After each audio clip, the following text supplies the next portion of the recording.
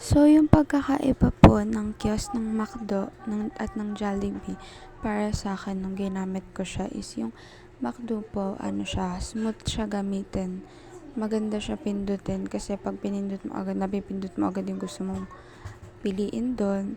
Tapos smooth po siya. Tapos mabilis lang hanapin kung anong gusto mong orderin, ganun. Tapos sa Jollibee naman po ang experience ko, dahil sobrang daming tao, syempre pipila ka ng mahaba.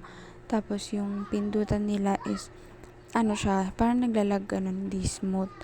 Pag may pinipindot ako, hindi siya gumagalaw agad, ganun, parang nadidelay. Tapos madaming tao kaya matagal kang maka-order, tapos matagal din ibigay sa counter kasi nga sobrang daming tao po. Ang mas prefer ko po na kiosk system is yung sa McDo kasi sobrang smooth niya lang.